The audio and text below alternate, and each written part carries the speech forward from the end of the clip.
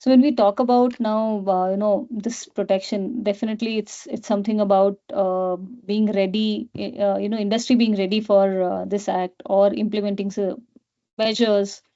So we talk about the impact and the readiness of this. While doing so, I think it's important to understand the implications that businesses would have and how they can prepare themselves for compliances. So what do you think about it?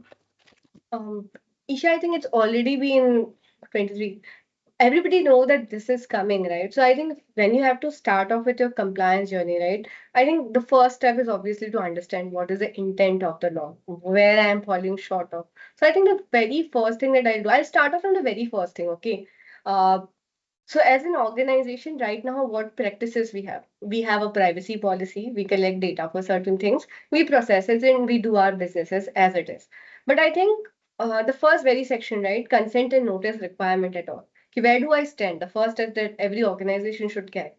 Am I a data fiduciary? If I am a data fiduciary, for what businesses, what functions? That's the second question.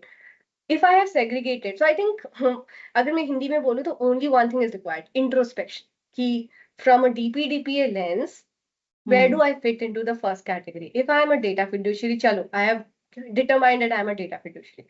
The second step that I have to do, what are my data touch points? Where do I collect data from? The second element would be this.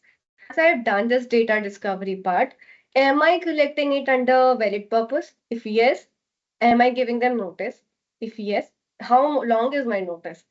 You have to like have these questions asked within an organization, and maybe a DPO or the person who is responsible for data protection activities would be responsible for that.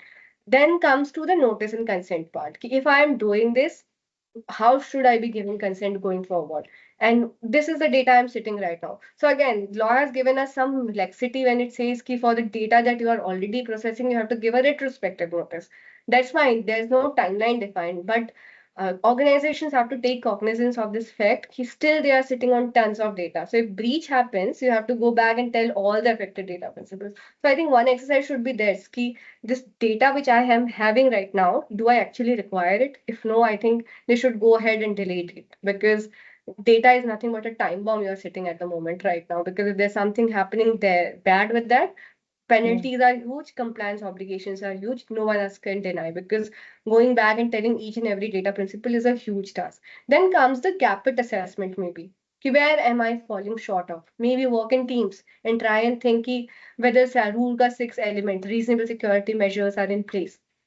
What protocols do I have? What privacy enhancing? You know what, Isha, going forward, I think the only solution I think is to have maximum use of privacy by design and security by default approach. And for this, I think there are numerous solutions available in the market which will help you do this, right? Be it consent or drafting public privacy notices, or to have encryption solutions inbuilt at your every data touch point, data purging solutions for that matter. So I think industry should look out for all these solutions available in market. कि data leak prevention के लिए which are the solutions that I can employ? कि prevention is better than cure wala approach is, I think, is the best approach Yeah. once you have to start off with the enforcement strategy at least. And I think organization like yours with some available technologies might certainly help industry out there. So it would be really like helpful or useful if or you go out there and tell people that these are the solutions we have to help you do encryption, to help you do anonymization. So I think technology and law has to meet together in order to start off with the enforcement of the DPDPA and all the regulated regulations for that matter. I don't think privacy as a law can be seen in itself, because privacy is a subset of security, right? Data protection is a subset of whole larger gambit of cybersecurity. So I think it has to be a harmonized or comprehensive approach to look at these kind of regulations. Um, yeah, I think what you're saying is right, because what we're talking about, it's actually the amount of impact it actually has on an organization when you talk about data. And if it's not protected, definitely it's going to cost huge, or it's going to cost more. And as well as there's a trust, which is a very big factor, which Right. organizations also have to manage. And when you talk about technology, I think you're right. It's no more now, legal is separate, or IT or a technology stands separate. This act has made a revolutionary shift where we'll find a lot of law practitioners, a lot of technology practitioners, or privacy people, or we call it as, or whether it's DPO, which has been mentioned in the act.